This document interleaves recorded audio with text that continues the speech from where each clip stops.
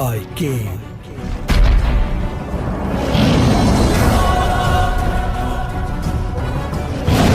I saw.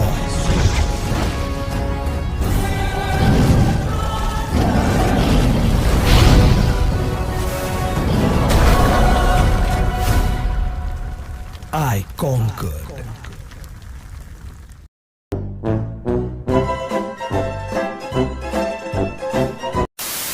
त्रिएक परमेश्वर के नाम से सभी बहनों भाइयों को शालोम। मैं आशा करता हूँ आपको हेराम सीरीज का एपिसोड 1 का पार्ट 1 पार्ट 2 बहुत पसंद आया होगा और आपको बहुत सारी इससे जानकारी भी मिली होगी। और सुसुपंथी और गोबर बुद्धि भक्त जो हैंगे जो ये क्लेम करते हैं कि शिव ने विष पीकर जल कल्याण करा था पर प्रभु यीशु मसीह 3 किलो में मर गए थे, उसका आपको एकदम पुख्ता आंसर मिल गया होगा। आपको उनसे ये जानने को मिल गया होगा कि उनको किस तरीके से जवाब देना है और रेफरेंस के साथ उनका मुंह किस तरीके से बंद करना है। और जिन भाई और बहनों ने पहले वो वीडियो नहीं देखी तो आप पहले जाके उन दोनों वीडियो को देख लीजिए ताकि आपको अच्छे से नॉलेज भी मिले। आपको रेफरेंस के साथ हमने दिखाया है और जो लोग रेफरेंस लेना चाहते हैं तो हमारे soldier of God apologetic Telegram channel पे वो सारे रेफरेंस अपलोड कर दिए गए हैं। तो आप हमारे soldier of God apologetic Telegram channel को सब्सक्राइब करें और वहां जाके उन सारे रेफरेंस को लीजिए और इन लोगों का मुंह को बंद करिए। तो हेराम सीरीज की कंटिन्यूएशन में लेकर आया हूँ हेराम एपिसोड 2। तो आप इस वीडियो को ध्यान से देखिए, इससे भी रिलेटेड जो भी आपको रेफरेंस चाहिए वो सारे हमारे soldier of God apologetic Telegram channel पे मिलेंगे। तो आज की वीडियो भी बड़ी इंफॉर्मेटिव और मजेदार होने वाली, तो आप हमारी वीडियो में बने रहिए। तो चलते हैं अपनी वीडियो की ओर।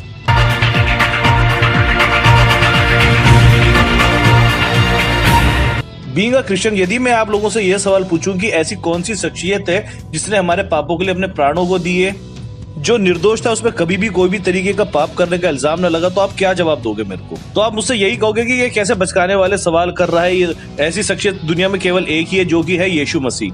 चलो ये तो होगी क्रिश्चियनिटी से रिलेटेड बात। अगर मैं आपसे पूछूं इस सदी का महानायक किसको कहा जाता है, कौन है ऐसा व्यक्ति जिसको इस सदी का महानायक कहा जाता है, तो आप सीधे जो भी लोग जानकार है वो कहेंगे अरे भाई अमिताभ बच्चन जैसी एक शख्सियत है जिसे इस सदी का महानायक कहा जाता है। और यदि मैं आप लोगों से ये पूछूं कि भैया मर्यादा पुरुषोत्तम का टाइटल किसको दिया गया, ऐसा कौन सा व्यक्ति है जिसका राज्य में कोई मरता नहीं था, कोई इतना धार्मिक व्यक्ति था, तो चाहे क्रिश्चियन हो, मुस्लिम हो, सिख हो, कोई भी हो, वो सीधा सीधा लेगा श्री राम का नाम।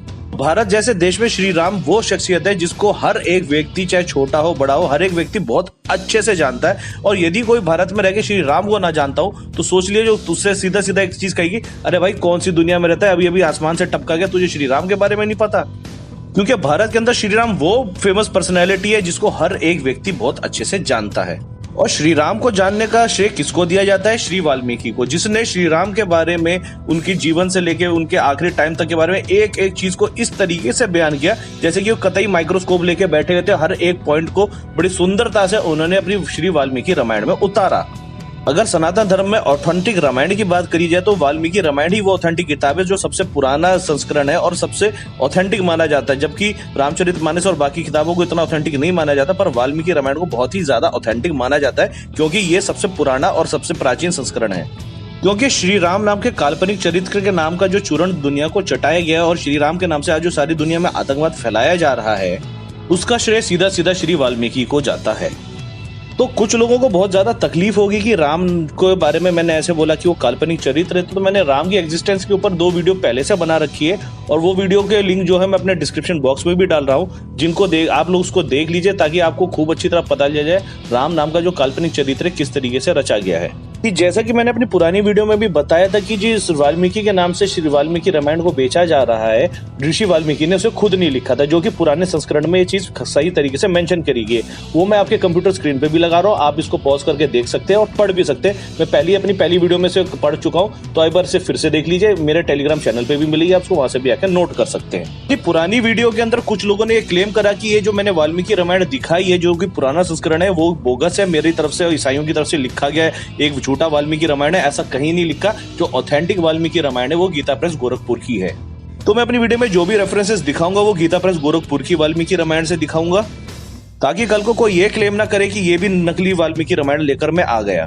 और साथ ही मैं अपने भाई और बहनों को ये कहना चाहता हूँ, यदि आप कोई वाल्मीकि रामायण पढ़ते हैं और जो मैं यहाँ पे सर्ग और जो रेफरेंस दिखा रहा हूँ हो सकता है 1% आपकी किताब में ऊपर नीचे हो, तो अगर आप अपनी किताब से उसे क्रॉस चेक कर रहे हैं तो आप जाकर जरा 2-4 सर्ग ऊपर और 2-4 सर्ग नीचे जाके पढ़ लीजिएगा, वरना जो इनके इंडेक्स में होता है उसमें से जाके क्रॉस कर लीजिएगा कि कहाँ पे ये रेफरेंस लिखा गया है। तो जैसा कि मैंने आपसे पहले भी कहा, यदि मैं क्रिश्चियन होकर ये पूछूं कि यीशु मसीह कौन है, तो आप कहोगे कि भाई कौन सी दुनिया में रहता है। यदि मैं भारत में रहते हुए ये पूछूं कि श्री राम कौन है, तो भी आप लोग मेरा मजाक ही उड़ाएंगे कि भाई तू श्री राम के बारे में नहीं जानता। और यदि मैं आपको ये कहूं कि जिस वाल्मीकि के नाम से श्री राम नाम का चूर्ण बांटा गया है वो खुद राम को नहीं जानता, तो आप क्या कहोगे?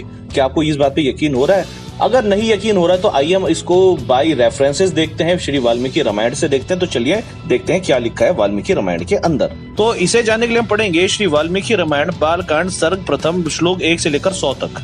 मैं अपनी इस वीडियो में केवल वाल्मीकि रामायण बालकांड सर्ग प्रथम का श्लोक 1 से लेकर 8 तक ही पढ़ूंगा। बाकी का जो सारा रेफरेंस है आपको मेरे टेलीग्राम चैनल पे मिल जाएगा, आप वहां जाके पूरा का पूरा चैप्टर पढ़ सकते हैं, आपको पूरी बात समझ में आ जाएगी। तो पढ़ते हैं श्लोक 1 से लेकर 8 तक।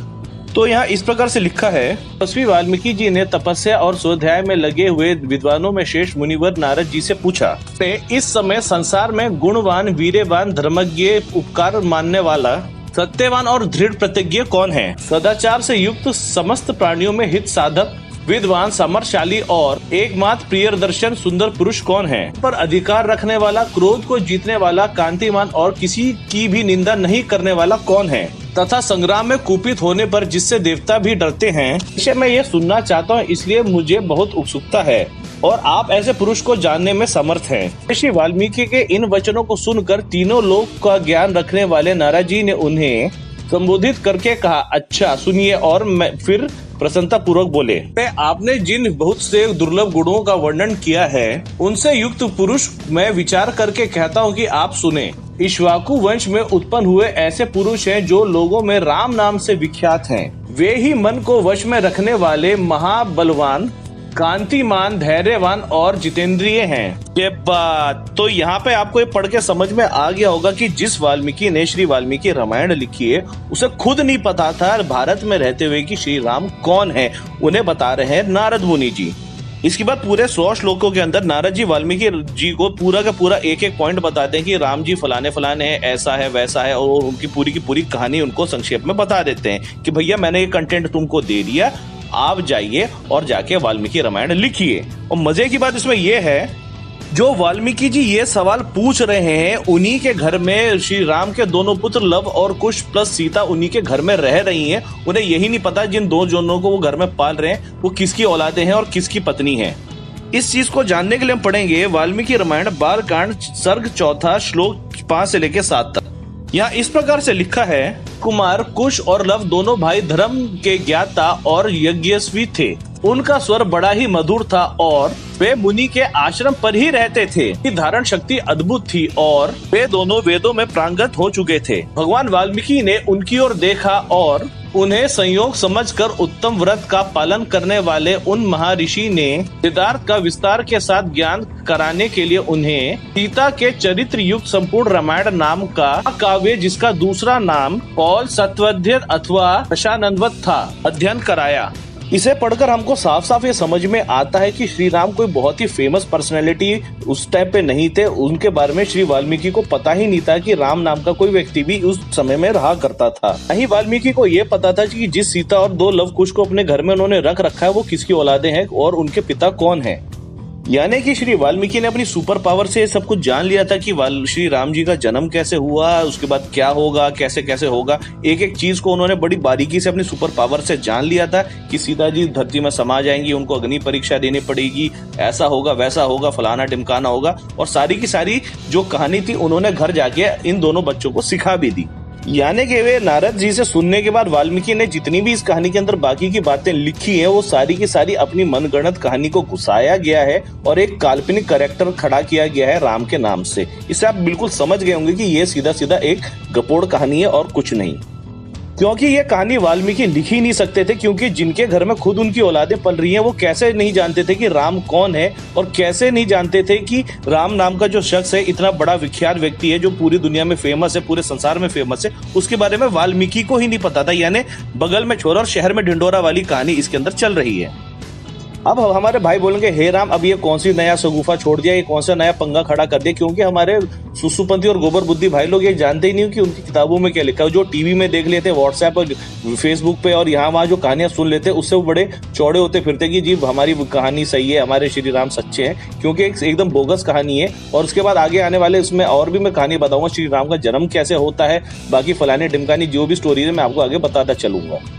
तो मेरी ये वीडियो देखने के बाद और रेफरेंस पढ़ने के बाद आप ये समझ चुके होंगे एक काल्पनिक कहानी है और इस कहानी के आड़ में लोगों का शोषण किया गया, किस तरीके से निम्न जाति के लोगों को, शूद्रों की हत्याएं करी गई और बाकी जो भी आज के टाइम में श्री राम का नारा लगा के लोगों के साथ मार पिटाई करी जाती है, सारा का सारा कारण ये कहानी ही है। तो अंत में मैं आपको ये कहना चाहता हूँ कि यदि आपको मेरी ये वीडियो पसंद आती है तो इसे लाइक करें, शेयर करें, सब्सक्राइब करें, please hit the bell icon. प्रभु आपको आशीष दे। धन्यवाद।